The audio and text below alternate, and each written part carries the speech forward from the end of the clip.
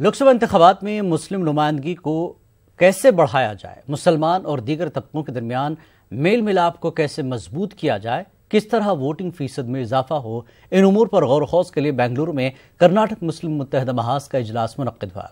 पेश बेंगलुरु से रऊफ अहमद की खास रिपोर्ट।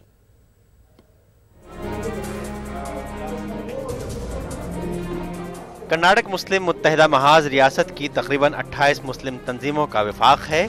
इंतखाबात के मौके पर सियासी शूर बेदार करना महाज का अहम मकसद है। आने वाले लोकसभा इंतखाबात के पेश नज़र बेंगलुरु में मुस्लिम मुत्तहिदा महाज का अहम इजलास मुनक्किद हुआ। इस मौके पर कर्नाटक में 4 पार्लिमानी हलकों में मुस्लिम उम्मीदवारों को टिकट देने का कांग्रेस पार्टी से मुतालबा किया गया।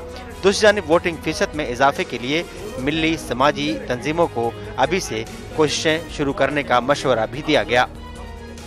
हमारा कहना यह है कि कांग्रेस पार्टी आगे बढ़कर बीदर ख़ास करके और बेंगलुरु सेंट्रल है, धारवाड़ है, हम सोच रहे हैं कि मैसूर और मंगलूर ये ऐसे पार्लिमानी हल्के हैं जहां मुसलमान बड़ी तादाद में वोटर्स हैं और कांग्रेस पार्टी यहां बहुत कामयाबी के साथ आगे बढ़ रही है। तो लिहाजा हमारा मुतालबा ये है कि ये इन पार्लिमानी हल्कों में मुसलमानों को नुमाइंदगी देना ही चाहिए।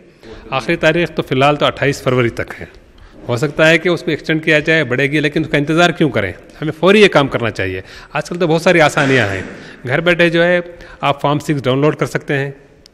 आप सीईओ कर्नाटक उसका एक वेबसाइट है, वहाँ पर जाकर फिर उसे फिलअप करके उसके जो ज़रूरी उसके कागजात हैं उसके साथ उन्हें मुंसलिक करके उन्हें पहुँचाना है और एक्नॉलेजमेंट लेना ज़रूरी है।